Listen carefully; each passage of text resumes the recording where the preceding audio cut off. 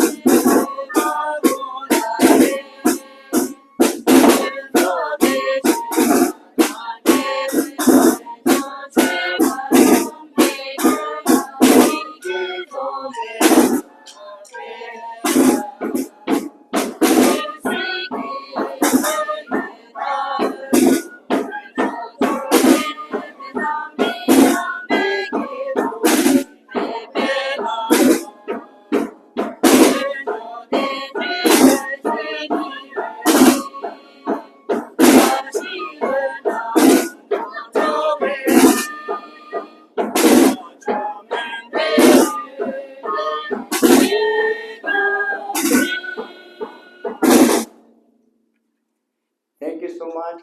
Now we can take a seat.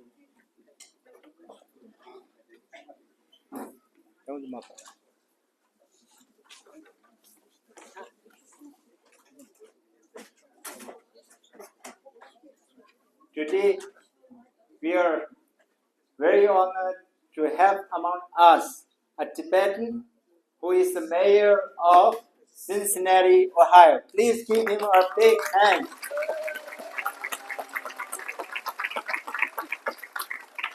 And you know, this can happen only in America.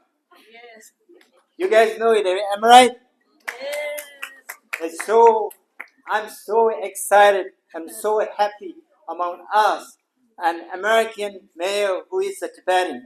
I want to say it once again that we are so proud that you stand among Americans tall and high. And here, I'm very, very thankful to the Chandra Chauhan, Asian American Pacific Islander Coalition Manager, for reaching to WTA about Karma Aftab Pureval. And as soon as we got that invitation, we are so excited. And Tracy was so excited that she says, we have a wonderful news today. Aftab is coming to our community. Are we ready for that? And all the board members unanimously said, most welcome, we are going to make it. And thanks for coming here again once more. And we are very happy among us, our always dear Mayor, Satya, too. Please give her a big welcome. And we look up to American flag. You know why? Because it gives us a sense of freedom and sense of pride. And today it is really one of a special day where our mayor, Satya, meets our Tibetan mayor from Cincinnati, Ohio. Once again, thank you so much for coming. And today we have Tibetan student WTA Sunday school students would like to perform two dances. So before Aftab takes the stage, we would like the students to start their dance. Okay.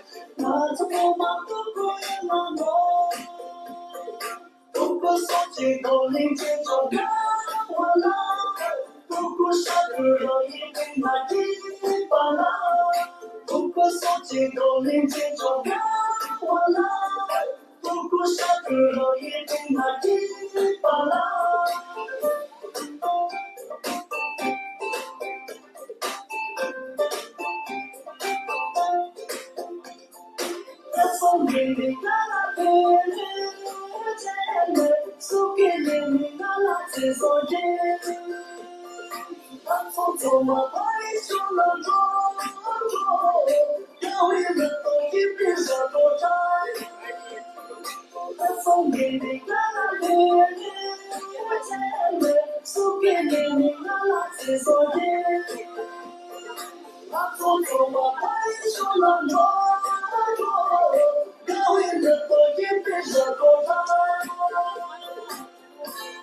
name is Tunpa Pinzoraptin Chikyap, and I'm current the president of WTA, and we have already finished 1 year, and this is our second year, and we have, after every 2 years we have a new board and president, and so next year we'll have a election. And so the first two dance are from our Sunday school students, and the third one is from the Thakur. Maybe you have heard about that. Here on every Wednesday we circle dance. Anybody can join here on Wednesday. So on that day we have altars to their age. Everyone is here, and then they bring their own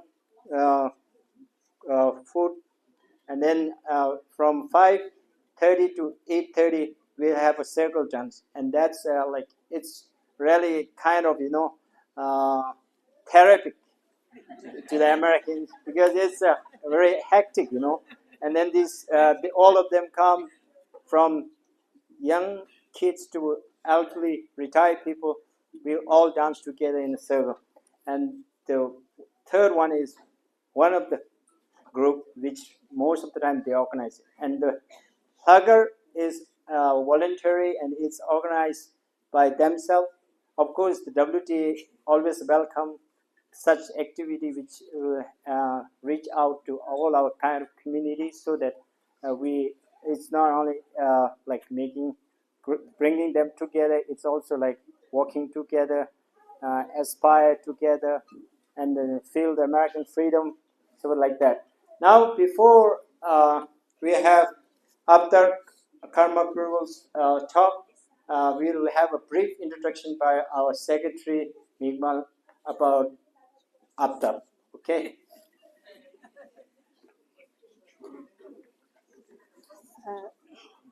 Good afternoon, everyone. I'm here to give a brief intro about Mr. Aftab, Mayor of Cincinnati. Thank you, everyone, for joining us today in giving a warm welcome to Mayor Aftab Karma Pureval to our Tibetan Community Center. As you all probably know, Mayor Pureval is the first Tibetan American to hold a high political position in the United States. He was born in Ohio to a Tibetan mother and Indian father. He studied political science at Ohio State and later studied law at the University of Cincinnati College of Law. Initial years, he worked as attorney at different levels, both private and the federal. He started his political career in late 2016. He was elected as the clerk of courts for Hamilton County, Ohio. He brought a lot of changes at the clerk of courts in 2017. Mayor Aftab is the first Tibetan American to run for Congress in 2018, and even received President Obama's endorsement, as well as the support of many from the Tibetan community. In 2021, he became the first Asian American mayor of Cincinnati and the first Tibetan American mayor in the United States. At the time, His Holiness Dalai Lama had written to Mayor Aftab, and as I quote, "I have been encouraged to see that despite living in new circumstances, by and large, they and their children are able to maintain their sense of identity while contributing to the development of their adopted country," unquote. Mayor Pureval met His Holiness Dalai Lama in December 2022 during his visit to Dharamshala with an American delegation led by Mayor Greg Fisher, Mayor of Louisville, Kentucky. Today, we are honored to welcome Mayor Aftab Karma Pureval amongst us. Thank you for making the time for us and giving us a talk on amplifying our Tibetan voices. Thank you. Thank you. Thank you, sir. Tashidanik, everyone. Thank you so much for having me, WTA. This is incredible. This is really wonderful. First of all, this picture over my right shoulder is from about 20 years ago. So this is a youthful, joyful Mayor Aftab with no children, no gray hairs, well rested, excited about the future. But truly, I'm so excited to be here. You know, this in many ways feels like coming home. Believe it or not, I was just telling him, and first of all, a huge round of applause for your incredible mayor, Satya. Your mayor and I are already friends. We see each other regularly throughout the year because your mayor is one of the national leaders of all mayors in the country. It's true. It's true. She really, on so many issues, but particularly the environment, particularly climate change. Satya is someone that all mayors from coast to coast reach out to when they have questions about water purification or tree canopies or how to actually bring climate justice and climate action to local municipalities. So you should be incredibly proud of your mayor. But I was please give it up. So I was mentioning it feels like coming home because I was mentioning to the mayor, I think this is the largest crowd of Tibetans that I've ever spoken to inside the United States, which is exciting for me because usually I'm surrounded by white people, which is awkward laughter. That's fine. Which is less exciting. Yeah, exactly. But I think what I'm particularly touched by and inspired by is not just being with you all, with fellow Tibetans, but seeing how big the community is, how much pride you have in this center, the fact that you have Sunday school, the fact that you are raising your children in this country but within the Tibetan culture. I understand how difficult that is, how that doesn't just happen, how the community has to be intentional, working together collaboratively to make that happen. And it's important because as Tibetans in Tibet and around Asia continue to be targeted and persecuted, the only way our culture and traditions and beliefs will survive is if we instill it in the next generation. The kids who are so wonderfully celebrating our culture and dancing and just joyfully being free and Tibetan all at the same time. That is something that I think we should be intentional about celebrating, because that's unfortunately not the lived experience for so many of us in other places in the world. And that's why it was really important for me to come here. I've been campaigning for Vice President Harris throughout the country, but I really wanted to come to Madison and specifically to come to this Tibetan community because I'm just so inspired as I watch from afar all the work that you're doing to maintain and preserve that culture. And my experience is probably not unlike a lot of your experience. My mom was born in Tibet, and when the communists took over, my grandfather actually took up arms and was part of the Chishigundrik freedom fighters, and so battled for as long as he could. Obviously, as we all know, Chishigundrik warriors ushered the Dalai Lama, His Holiness Dalai Lama, outside of Tibet and into India. And my grandparents and my mom, who was just a baby at the time, also made their way through the Himalayas, through Nepal, and into India, where she grew up as a refugee. She grew up, at least in part, in southern India at the Beavercreek camp. Ultimately went to college in Delhi, where she met my father, who's from Punjab, India, and they got married. And in 1980, my dad, who was a little bit crazy, as many Punjabis are, looked at a map of our great country, and from sea to shining sea, from New York to California, this man literally could have gone anywhere. And he chose Beavercreek, Ohio. I have no idea what he was thinking, but it's true. They immigrated there in 1980. I was born a couple years later. I'm half Tibetan, half Indian. I have a Persian name for some reason. I'm 6'3", but I'm all Midwest. I was born and raised in Ohio. Went to public schools, and I'm really proud of the fact that not only am I a Tibetan and Indian American, but that I am specifically from the Midwest. I'm a Midwest Asian, right? And so are you. And that is something to be really, really proud of. Because again, just like my dad, you guys could have gone anywhere. And you were like, Wisconsin. That seems like a good place to go. The whole family's lactose intolerant. Let's go to the cheese capital of the world. Makes a lot of sense.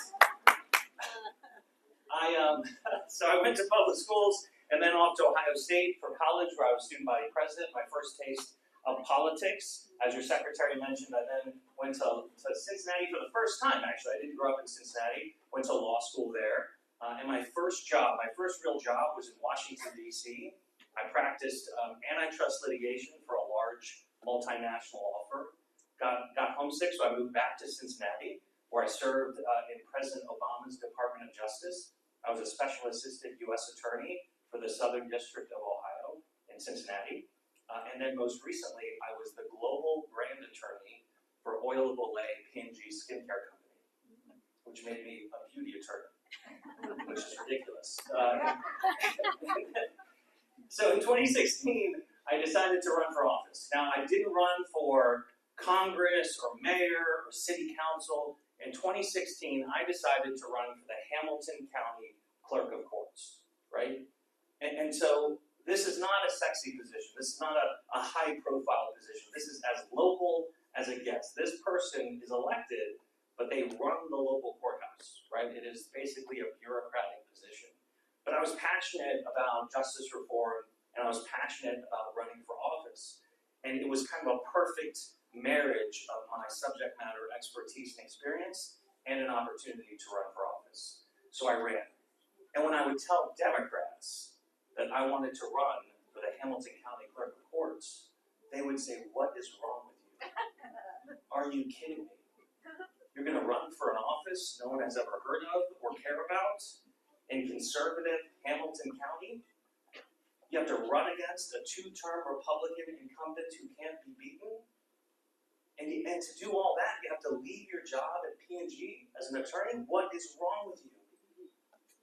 By the way, you're a brown dude named Aftab. That is not a strong valid name in Cincinnati. I'm going to get some of you guys to laugh. I'm going to keep trying. So what is wrong with you? And Democrats would say this to me: "Are you crazy? You're going to give all of this up to run for an office that no one has ever heard of?" And that was just my mom. She was really hoping I'd make it to med school. All right, I'm going to keep going. All right, so I ran anyway. I ran as hard as I could in the conservative parts and in the progressive parts. And at the end of the day, I won. And by winning, I became the first Democrat in 100 years to be elected to the Hamilton County. So, you know, when I was talking to Democrats, in addition, it's all true what I just said. They did not think I had a chance to win. But when I would ask them, okay, what would give me a better chance to win? Help me out here. And they suggested that I change my name to Adam or to Al, something. Oh, that makes you laugh. Oh, I see. Something to anglicize it, right? To make white people more comfortable with my brown candidacy. But and those folks weren't wrong, right? It sounds racist now, but in hindsight, when you think about it, if you see AFTAB on a yard sign, it doesn't immediately occur to you that that is someone running for office, that that's a human being, right? They were concerned that people would think it was a standardized test or a prescription drug or an insurance company, right? Aflac, just cracked that line. But instead of changing my name or running away from my identity, which I'm incredibly proud of, I decided to make it the strength of my campaign. So I ran as hard as I could. Oh, thank you. So I raised enough money. To get TV commercials, and I know you're in Wisconsin, so you're probably getting crushed with political ad campaigns. I'm sorry about that. So in my TV commercial, every time I said my name, a big yellow duck puppet popped up and repeated it in the Aflac voice. Right? So not dignified, but incredibly memorable. And on the strength of that TV ad, I was ultimately elected. Running for office as a Tibetan American, even just as an Asian American, Indian American, whatever it is, running for office with an ethnic name, particularly in the United States, particularly in the Midwest, is very challenging. It is harder. It costs more money. You have to be more creative. You have to, think of ways in order to connect with people who don't have your shared experiences, who probably don't know what a Tibetan is or what Tibet is.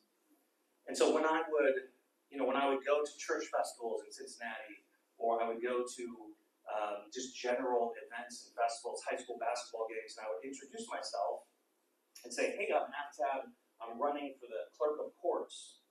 The question I got asked most often is, what is an Aftab? Right? So truly, so the obstacle for even just getting people to understand what my name is was daunting. And politics at its core is about empathy, right? When you're at your local events and you're talking to your community, the person in front of you, the 2 minutes that you have with that person is your chance to connect with them, introduce yourself, and ultimately get their support. So if you have a name that they can't pronounce, if you're from a country they've never heard of, if you have an accent, all of these things are barriers in order to actually connecting with the person in front of you. And so it was really, really hard, right? I had to work even harder. And what is even more confusing for someone like me is that growing up in a place like Beavercreek, Ohio, which is as homogeneous as you might imagine, I had a lot of identity challenges as a kid when I was coming up. I had a lot of kind of self-doubt about whether I was a Punjabi, whether I was Tibetan, whether I was American, and which percentage was I honoring more versus less. And how could I be all of those things at the same time in a place like Beavercreek where there are no Tibetans? Growing up, I was never around Tibetans unless I was in Nepal or India. Even now, as a really pretty well-known Tibetan, it's a surreal experience for me because a lot of Tibetans online and on social media know who I am, but I'm never around Tibetans. And so when I got the chance to be in front of His Holiness the Dalai Lama and I touched down in Dharamsala, I was shocked by how many Tibetans recognized me and came up to me and asked me for a picture. Like it was as if I was back in Cincinnati. And so it's a reminder of really just how critically important staying together as a local community, as a diaspora, how important it is to continue to protect and preserve the culture. When I was growing up, there were no other Tibetan families in the area. So of course we didn't have a Tibetan Sunday school. Of course we didn't have a center like this. The way that my parents tried to protect their Indian and Tibetan cultures within me was basically not vacationing ever as a family, so we could save money to go to Kathmandu and to Delhi every summer when I was a child. So the moral of that anecdote about my own personal life and how I grew up is that the kids that are in front of me today won't feel that isolation, and they won't feel like they're alone. and they'll feel like they're connected to something bigger than themselves, which is, as someone who as a child really struggled with my identity and my place of belonging, I can't say how much that means and will mean to these kids. I'm sure they complain about going to school on Sunday and having to dance, but continue to prioritize that and continue to make sure that our kids in the next generation get that experience and get that exposure to the culture. Running for office, no matter who you are, is really, really hard, right? I already talked about the empathy. I already talked about the challenges with ethnic names and connecting people. But one of the biggest challenges is you feel like you're an imposter, right? You don't feel like you're qualified. You don't feel like you have subject matter expertise. You don't think you're going to win. And that's particularly true for marginalized communities like our own. But I'm here to tell you that that is exactly why you should be thinking about running for office. Or at the very least, you should be engaging in the political process in this community right here in Madison. It's so inspiring to see what you all have built together. But in order for our community to truly create deep roots in this country, we have to take our own responsibility and our own share of the burden of leading. The only way that Tibetan Americans' policies and priorities and values will not just be honored, but enacted, is if we are engaged in the political process. And so what that means from my perspective is registering to vote, definitely voting, and ultimately either working for or volunteering for a candidate or you yourself running for office. It is definitely challenging, as I've already articulated, but there are so many other Asian American communities, be they Korean or Indian or Chinese or Japanese, that have figured out a way, particularly in areas where there are dense communities, to organize, support each other, and ultimately get elected. And that will have a significant impact, not just on your day-to-day lives, and not just on the local issues that you care about, but it will show your kids that in this country, they can be whatever they want to be. Whether it's a doctor, or a firefighter, or a lawyer, or even a mayor, or a council member. It's not just for them. It's for us too. Our voice matters too. Our voice should be respected too. Our issues should be priorities too. And that won't happen until we take responsibility for our own political action. Obviously, I'm a surrogate for and incredibly supportive of Vice President Harris, but I'm not necessarily here to give an overtly partisan speech other than to say this. I did have an opportunity, once in a lifetime opportunity, to have an audience with His Holiness. And I got an opportunity to ask him one question. And so I asked His Holiness, as I think the only Tibetan American elected in the country, what can I do to advocate for my people and my community? And I was kind of surprised. His Holiness, he's obviously very kind and peaceful, but he kind of pushed back on me a little bit. And I was like, oh my gosh, I offended the dog. That's a problem. But he pushed back and he said, you should not be focused only on Tibetans. In the position of power that you have, you should be focused on alleviating the suffering of all sentient beings. And I was blown away by that. Because this is a man who leads our community, who's been living in exile since he was a child, who literally can't go home. And in front of him is a mayor of a relatively large city in the United States, and instead of I think most leaders would take that opportunity to advocate for something very specific, but instead he challenged me to think even broader and bigger about suffering writ large. When I think about that framing, what are the most important issues that affect all of us? Maybe not equally, but certainly wherever we are in the globe. And this is an issue that His Holiness has really prioritized. It is climate change. It is the human activity that is creating global warming and creating our planet to get hotter and hotter.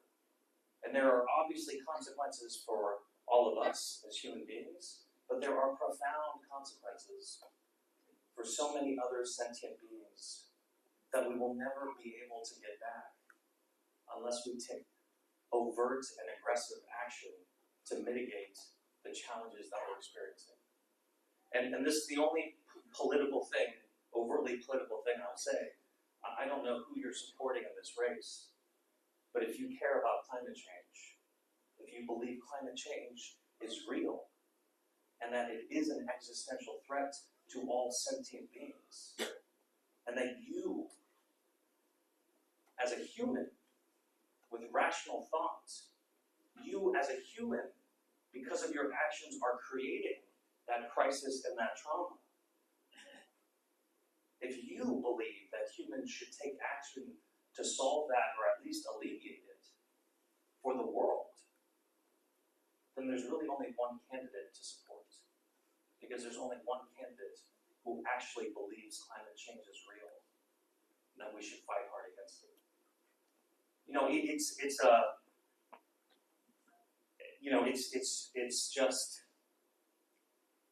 It's just so wonderful to get a chance to travel the country and see different Asian and Indian communities. But like I said, I've spoken to Zooms with Tibetan students, but I've never been in person with so many Tibetans in a room. And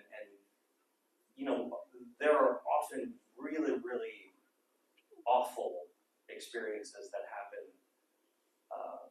because we are Tibetans. Obviously, the awful experience of being forced to leave our country or our home and not being able to come back, the awful human rights violations that the communist Chinese government enact on our people through intimidation and violence every day. And yet, despite those challenges and that trauma, the Tibetan people and community and culture continues to persevere and live on. And continues to persevere, particularly in this country. And so when I get disappointed with the state of the world or challenged by the day-to-day operations of my city, I often reflect on the fact that in one generation, my family went from being refugees to the mayor of Cincinnati. In one generation. And that story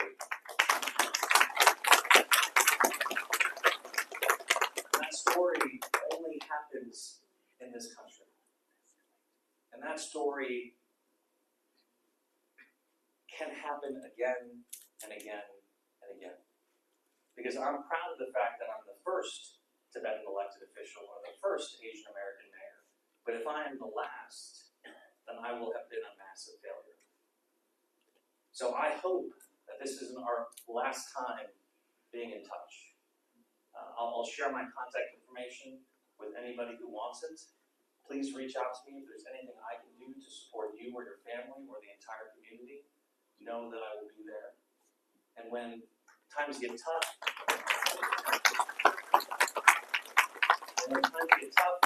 and when you're facing challenges, and when you feel like you're losing hope, I like to remind myself one thing, and it always makes me feel better. You are Tibetan. You can do anything.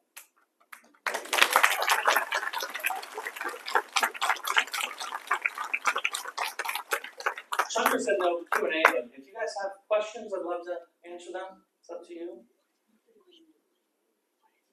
Doesn't seem to be a lot of interest, so we can just talk about it. Okay, any questions? Yeah? Kids? Put you on the spot? Yes, sir, go ahead. First of all, I'd like to say thank you so much for taking initiative and coming down to our city here. But I would also like to encourage you to go more places, more dense places like New York City and like Minnesota and like California and stuff like that. And touch base on things that you said today, like educating our community about not just investing in your personal achievement and stuff like that, but also like civic duty, like how important we are as minority to contribute in like voting system and like the basic civic duties and stuff like that. I think you would be an ideal person to go and reach out to our communities in those areas. Thank you, man. What's your name? Tashi. Thank you for that comment. So one thing I did want to reiterate is, as Tashi mentioned, is voting in the upcoming election on November 5th. How many of you are eligible to vote? Raise your hand. Okay. And how many of those eligible to vote have registered to vote? Okay. So you folks who had your hand raised, the good news is you can register to vote in the state of Wisconsin, which is insane to me, what I'm about to say, because the state of Ohio makes it very hard to register and vote, but apparently in Wisconsin, it's a lot more accessible. So there are 37 polling locations where you can vote early. And if you can vote but have not registered to vote, and hopefully you know this already, you can register at all of those polling locations. Within those 37 polling locations, all of your public libraries serve as both libraries and polling locations.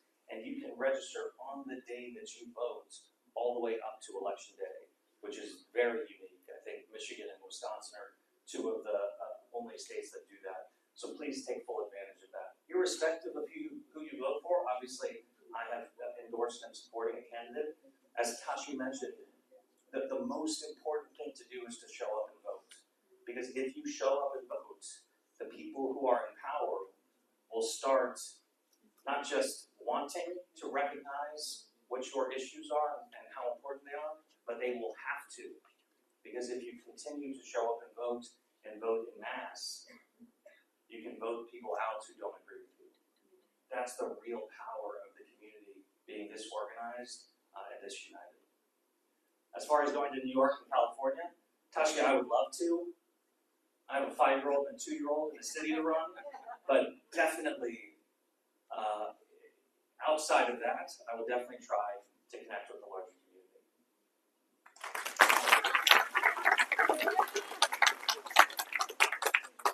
Anything else? Any other questions? Oh, we're going to make you ask a question, man. How old are you? You got to tell me your name first. Hungry? Stand up. Here, go. Hungry? Hungry. What's your question? How old are you? How old are you? I'm 11. You're 11. All right. Let's it's a very specific question, so let's drag this out a little bit. How old do you think I am? Actually, if you were listening to my speech, I told you the year I was born. So you were not listening to my speech. 1980. Deducing. My parents immigrated to the U.S. in 1980, and I was born in 1982, which makes me 42 years old. I said I'm 42. Which is, yeah, I can't believe I'm 42. What other questions? What other questions do you guys have? Let me ask you guys a question. Do I look more Tibetan or Indian? See, I asked Chandra. This is perfect. This is my hypothesis. Where's Chandra? I asked Chandra, who her parents are from UP in India. Do I look more Tibetan or Indian? And she said Tibetan. Indian people think I look Chinese. It's okay. Chinese people think I look Indian. White people think I look Mexican. It's a real problem. Other questions? I'm trying to soak this up, guys. Anything else? Yeah, in the back.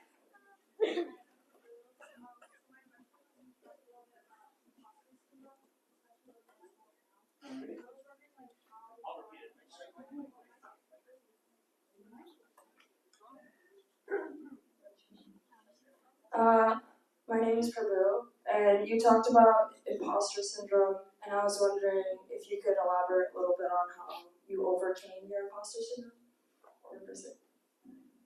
Yeah, look, imposter syndrome, it probably affects, well, I can only speak for myself, but imposter syndrome is something that I, particularly in my career, earlier in my career, I really struggled with. Obviously my mixed identities and mixed cultural backgrounds contributed a lot to that. But I think ultimately, my imposter syndrome that has been probably most relevant to this conversation was when I was running for mayor. And so, being mayor, as opposed to, and this is not throwing shade or criticizing, but as opposed to like legislators, mayors, it's a very tough job because it's a real job, right? So if there's a mass shooting in your community, God forbid, people don't want their mayor to hold a hearing or to give a speech. They want the mayor to catch the perpetrators and make sure it never happens again, right? If there's a snowstorm, they want the mayor to plow the streets and don't want to hear excuses. And so in my city, it's a very, it's not an enormous city, it's about 330,000 people, but it's a very diverse city. So it's 50% white, 44% black. And so with that much density and a relatively small geographical footprint, there are real challenges with gun violence, with generational poverty, with public schools that are underperforming. And everybody looks to the mayor to fix it. And so you, as a mayor, you're dealing with these generational traumas that you cannot possibly fix in 4 or 8 years. But that's the responsibility and pressure of being a mayor, on top of all the other day-to-day challenges that you have of running a city. And so when I was running for mayor, ultimately I decided to do it, but I was scared because until you're mayor, you really don't know how to be a mayor, right? Like there's no mayor school. You can't get a degree in mayoring. You have to actually learn by doing. And there's a massive amount of insecurity and imposter syndrome because of that. Because there's nothing I can do to prepare myself for this job. I have to go run and win and then do it. But that's why I ended the way that I ended. Because when I think about my grandparents, who were, I don't know, much younger than I am right now at 42, like just having to pick up and walk across a mountain range into another country and like figure out how you're going to survive. Like, that's what I mean when I say you're Tibetan and you can do anything. When I reflect on my mom as a 23-year-old marrying this Punjabi man with a beard and a turban, bringing him home to the Tibetan family, and then deciding to move across the world where they don't know anybody and where they have nothing? Who does that? How do you do that? How do you have the courage and the self-confidence to take on that risk for a better future? Not even necessarily for yourself, but for the kids that you want to ultimately have. As a Tibetan, it's hard not to be inspired by just being a Tibetan and just seeing how hard our community fights and perseveres and survives. And so when I this is true, when I think about stressful situations that I'm in, or challenging situations, or times when I'm insecure or not sure if I'm able to accomplish my goals, I always think about our shared history and how far we've come despite those obstacles. Who else? This gentleman who does not look happy to ask a question.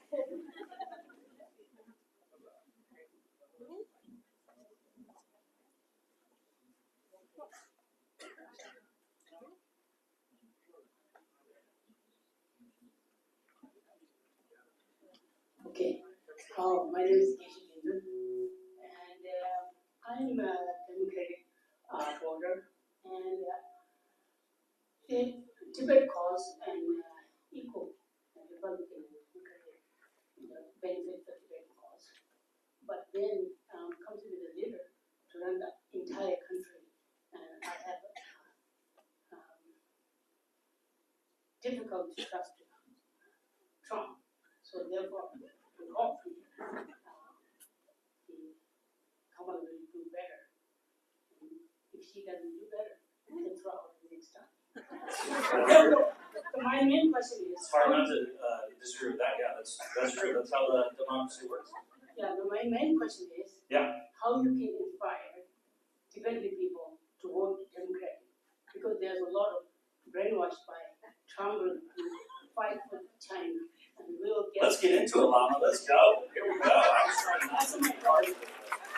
You know, it is really surprising. I talked about my connection with the community largely being on social media. And when I first got elected, the Tibetan community was really excited, and I'm just always touched by that. But when I started really being vocal for Harris and for Democrats, because I'm a progressive Democrat, I was surprised by how many Tibetans are just very strongly supportive of MAGA Republicans and specifically Trump. And so I've been talking to my own family and talking to my Tibetan friends about it, and my understanding, and this isn't true for every Tibetan supporting Trump. And by the way, you know, it's a democracy, it's a free country. If you believe that xenophobia, racism, sexism, and misogyny are your governing principles, then that's on you, and you have to make that decision. But if you're supporting him because you think he is in some way going to be more effective in opposing communist Chinese policies, I couldn't disagree with you more.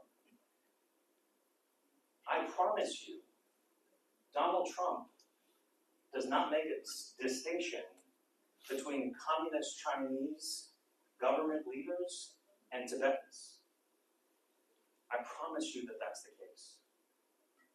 His governing philosophy is to acquire power, to centralize power, and then to abuse power.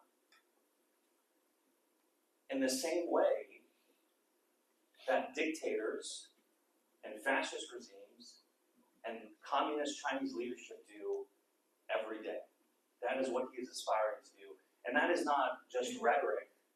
That is enumerated in Project 2025, where he has laid out a plan to do all of that. So why does he want all that power? Why does he attack institutions that are supposed to check that power, whether it's the media or the Justice Department or our court system? It's because he wants to use that power in order to get whatever policy proposal he wants to get done and not have to deal with dissent. As a community that has been victimized, terrorized by that kind of fascist governing principle, I will do everything I possibly can, including running through a wall, to stop him and elect Vice President Harris as our first Asian American president in this country. And I would encourage all of you to also think about, I mentioned climate change. Donald Trump believes it's a hoax. He doesn't believe that it's real. And that is going to have catastrophic consequences for the next generation and the generation after that. He does not respect immigration or legal immigrants. The only reason my parents were able to come to this country and give me a chance to be mayor is because they were welcomed. One of the reasons this community is able to come together and be empowered and supported is because the political leadership in Madison, Wisconsin, and the community at large welcomes and supports you. Springfield, Ohio, which is 45 minutes north of where my city is going through an incredible amount of trauma and challenges because their own senator, J.D. Vance, is spreading conspiracy theories and lies and targeting his own constituents. And all of those Haitian immigrants are in this country legally. How easy is it for that criticism and those conspiracy theories to be applied to the Tibetan community?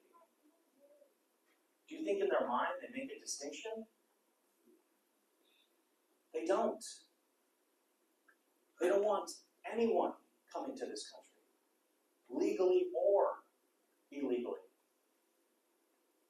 They're threatened by the diversification and by the strength of the country, which is immigration. The idea that people are coming here because where they were was less free. And now that we are here, it's our job not to shut the door or to pull up the ladder. It's to help the next generation become Americans, have that civic pride, and most importantly, lead, so that the values and principles that allowed my family to go from refugees to mayor, so that we preserve that dream for the next generation.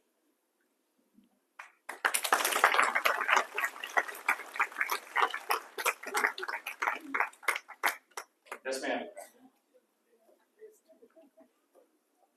Hi. My question is this, right? I've already voted, by the way, by absentee ballot, so we've done a big duty. We voted blue, by the way. My question is this: where do you see yourself in the next 10 years? Do you see possibly Senate, governorship, or any higher office? That's it. Thank you, Josh. Yeah, there's a lot of rumors about me doing other things. So let me just state very clearly that I'm running for mayor next year, re-election. In Cincinnati, you get 2 4-year terms as mayor. So in 5 years, so hopefully I win next year, and I'll get 4 more years. And so, look, I am very ambitious. Obviously, I'm proud to be ambitious. And so, if I can, being mayor is the best job I've ever had. I talked a little bit about my other roles. It's really inspiring every day I wake up, and my job is to make my city better for the people in there. Like, that's such a cool job. Like, and I have so much influence and opportunity to actually bring those ideas to life. And so, if there's an opportunity for me to continue serving in politics, obviously I'm going to be very interested in that. But Tashi, just to be very honest, running statewide in Ohio is particularly challenging for someone like me. Not just my name and ethnicity, but also my political profile. Former President Trump is probably going to win Ohio this election by more than he wins Texas. Just to give you an idea of how Ohio is unfortunately challenging for Democrats. And at the local level, being mayor is like it, right? Like, your mayor can tell you, it's like, this is like the coolest job, and you have the most influence and opportunity to create transformational change. The other thing that people don't realize is I have a wife, right? And she's a doctor with her own career. She makes 5 times more money than I do. So if anyone should be altering their career, it's me for her, right? And then I have 2 small kids, a 5-year-old and a 2-year-old. And I travel a lot as mayor, as it is. And it's really hard because it's not lost on me that I'm doing the 2 most important things that I'll ever do. Being mayor to 2 small boys, being father to 2 small boys, and being mayor to my city. So, right now, I'm trying to figure out how I can have a demanding and fulfilling career while also being accessible and supportive of my family. And it's particularly in the political industry, it's actually really quite challenging. The other challenge is college is not cheap, and those 529 accounts are not where they need to be. So I might have to go back into the private sector for a little while before I can come back into public service. So to answer your question, I don't know. I don't know where I'm going to be. Yes, ma'am. My name is Sarah. Oh, there we go, Sarah. We'll go to We'll go to you next, okay? We'll go to you next. What's your name? Soki needs a mic. Go ahead, Sarah. Thank you for coming over and talking to us. We are really proud of you. My question is, most of the time what I hear is pick out of the two evil. Mm. So, and also I wanted to ask you, why is Democratic so against having a third party? It's, I know both parties talk about each other being, this one is evil, that one is evil. But looking at the Democrats, I've noticed for the past 10 years at least, they try not to have a third party out. What is the reason? Yeah. Why is it? Great question, Sarah. Look, I think it is, in my city at least, the local races are nonpartisan. And so we actually do have a third party. It's called the Charter Party. And the Charter Party was born out of rampant corruption that was happening in City Hall in Cincinnati like 70 years ago. And so this kind of reform party was created and has survived all of these generations later. I think at the local level, it's pretty accessible to create third parties and support them and get them elected. I think at the national level, the challenge for a third party is about all of the institutions that prevent third parties from getting onto the ballot and from having ballot access. It is fundamentally unfair. It is biased towards two parties. And you know, I think it is an important conversation to have about whether that's fair and whether that's truly democratic. But we shouldn't stop there. The Electoral College is an anachronistic tool that our founders created because they were not sure that Americans would be educated and have the ability to actually choose thoughtfully what their political leadership would look like. You know, there's as I've talked about, there's massive challenges with just voting, just getting registered, and in a state like mine, even if you did register and you just didn't vote in a few elections, they actually take your name out of the registration list. So the amount of opportunities we have to strengthen our democracy through reforms, I think are important conversations that we should have. And I'll leave you with this. I think it's since 1879, speaking of institutions, we have had 9 Supreme Court justices. Vice President Harris is advocating reforming our Supreme Court in many ways, including changing the number of Supreme Court appointees and justices. It's important for me to raise that because as we think about the importance of our government and democracy, oftentimes we forget about the courts. And so a lot of people push back and say, why, in the cynical way of thinking about it is, why is Vice President Harris trying to pack the court? Why is she trying to change the number? Well, it's true that we've had 9 since 1879 or whatever that year is, but we've also, in that entire time, never had Supreme Court justices accepting extravagant gifts from people who have cases in front of them. It is a blatant and naked conflict of interest. And when newspapers and media outlets called these justices out about it, they said, yeah, that did happen. Oh, I forgot to tell you. And oh, by the way, it's no big deal. Justice Alito literally said, after he took a private plane to some hunting lodge, somewhere extravagant, that seat on that private plane would have gone empty had I not sat there. So no big deal. The reason she is now advocating for changing our Supreme Court or reforming it is because we have people openly saying, yes, I'm conflicted, but no, I am not going to recuse myself. And there's nothing you can do about it. And this is a court imbued with awesome authority and power. They literally just stripped women and girls of their right to bodily autonomy. dragging women and girls back to the 50s.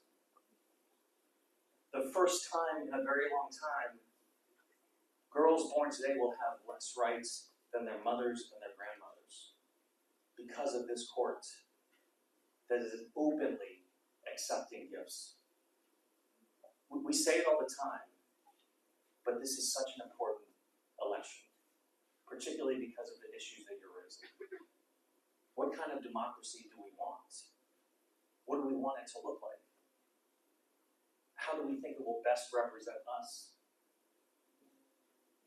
That's the first part, the easy part. The second part is going out and making it happen. And you do that by voting. Yes? Have you ever done Gorsha, and will you do Gorsha today? I haven't, but let's do it. Yeah. I'm in. Put me on the spot. I love it. All right, we'll take one more question. Yes, from one of our dancers. Hi, how are you? I'm good. How are you? I'm good. What's your name? My name is Tenzin. How old are you? I'm 15. Tenzin. Great. Can I tell you a quick story about Tenzin? Yeah. So I have an office, obviously mayor's office, and it's a huge office with like really tall walls, and so I was like, I need to get some art, right? And so there's a graffiti artist in Cincinnati named Tenzin. So I was thinking, oh, this guy must be, like half or quarter, or he must be Tibetan in some way. Never met him, but I heard about him, and so I bought a piece of his art before meeting him to put up on my wall. And so when he came to deliver it, I was like, oh, it was like, oh, so great to see. I didn't know there's another Tibetan in Cincinnati. And he was like, no, I'm just white. I just like the name. So I have this random guy's art in my office because anyway, whatever. Go ahead. Okay. Appropriation, that's what that's called. So I'm still learning about politics. So Okay. my question today is about Project 2025. Yeah. So if it's something that Trump is actually planning on implementing, and if he has publicly talked about it, and if so, isn't there rules within the government that restrict the president's ability of dictatorship? Yeah, there are. Actually, there are. Yes. There are, and there should be. But the Supreme Court recently said that the president is immune from actions taken as long as they are in furtherance of his job. So his inciting January 6th insurrection, his strategy to create fake electors in order to undermine your vote, those could arguably be all legal and fine because of the Supreme Court that I just got done talking to you about their extravagant private planes and gifts, etc. So yeah, theoretically, there are checks and balances on the president. Do I think that on day one it's reasonable for him to get rid of the judiciary or basically get rid of our democracy? No, I don't. But I think he wants to do that. And I think if we continue to ignore these fascistic and dangerous tendencies that he has, there will be a constant and regular erosion of our faith in those institutions. I mean, just look at the FBI. I mean, Republicans traditionally are the ones who are quote unquote law and order, who are quote unquote tough on crime, who and I do it too, praise our law enforcement who have incredibly challenging jobs. Right? Republicans are the one saying Democrats want to defund police. But when law enforcement starts investigating Trump for crimes that he has committed and found liable for, all of a sudden law enforcement is evil. All of a sudden that institution of justice that is so important for our democracy is all lies. Like that do I think he's going to be a dictator immediately? No. But that is the path towards fascism and dictator, where there is no truth, right?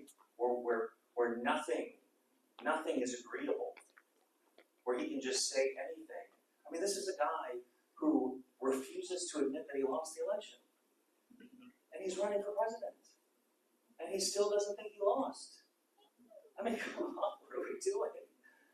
The most powerful person in the world is so weak and insecure that he can't just admit that he lost. Like, why would we think it's okay to give that person nuclear weapons?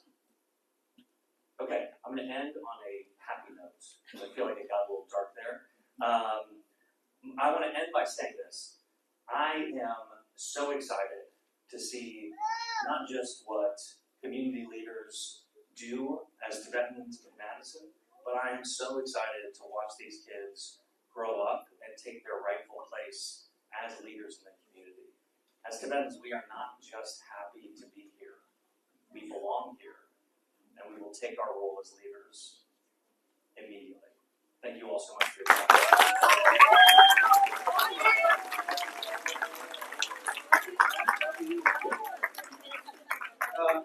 Now we have, finally we want to facilitate Mayor and Chandra by offering them start. Okay. So Nimala, come and help me. May will have.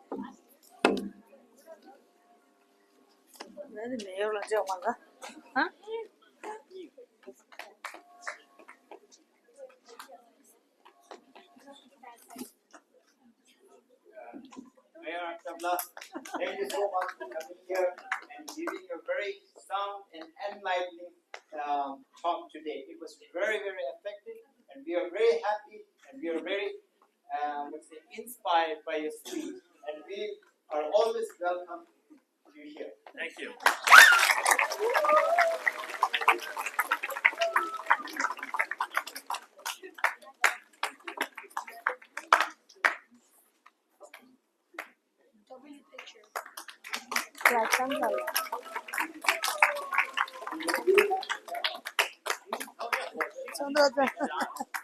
We have a stop of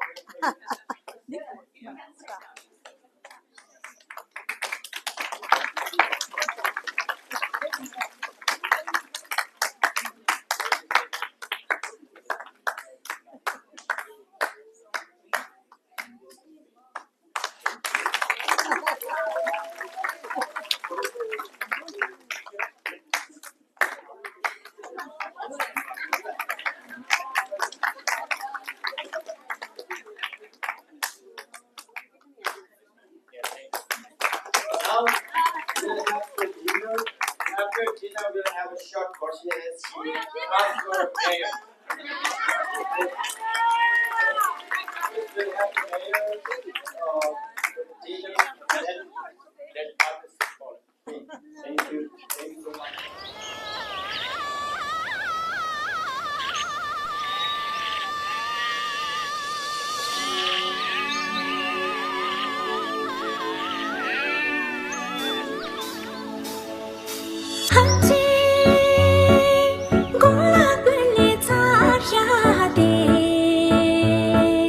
Haji chondo chini gole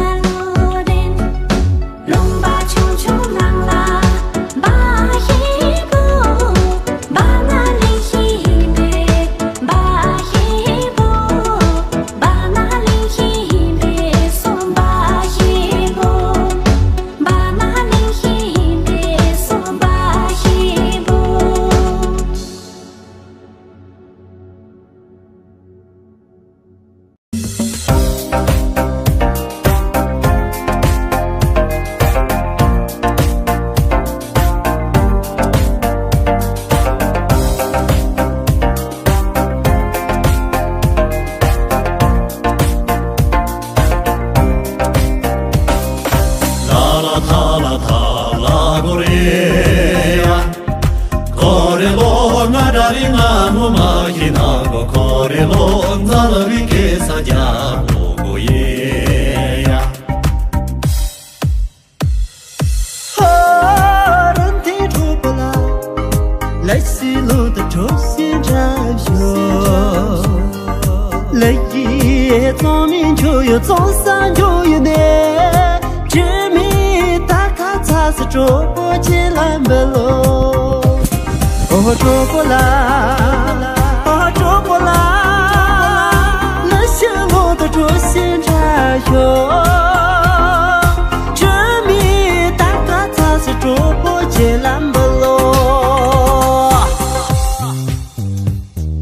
Sandayo samu ma Shigunaya Korelo sazobo mola la karigo korelo chamori lunga saja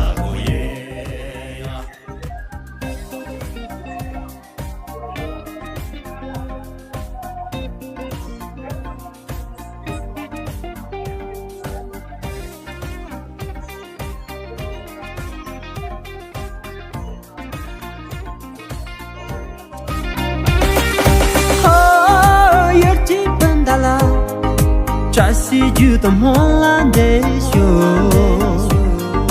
Mon zi sen zhi li ji a qi gong jian dan ni La san ga bu zi de ben zhou qi lan be lo Oh ben zhou la Oh ben zhou la Chasi ju de mon lan de xiu La san ga bu zi de ben zhou qi lan be lo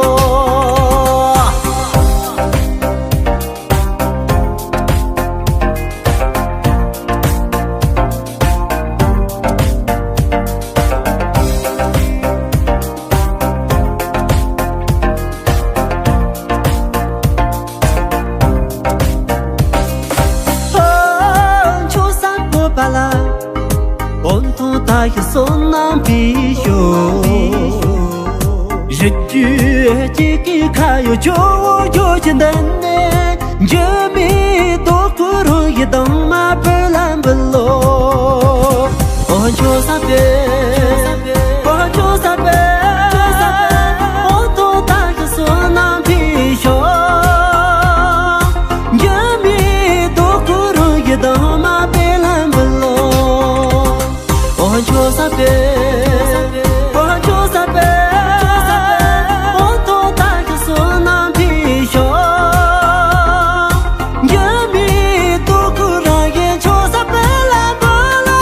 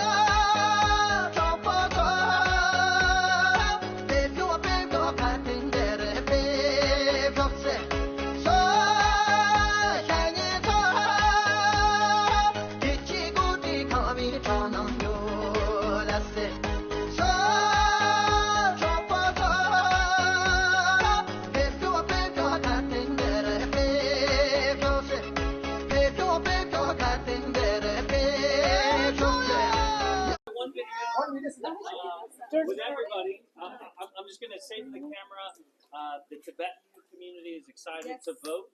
I'm going to say candidate, I'm going to say vote on November 5th, and then everybody share. All right? Everybody look at Chuck. Please that way. Tell me when you're ready. Ready. Okay, you guys ready? Yes.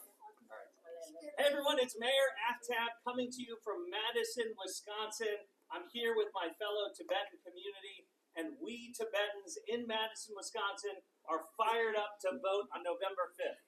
Yeah.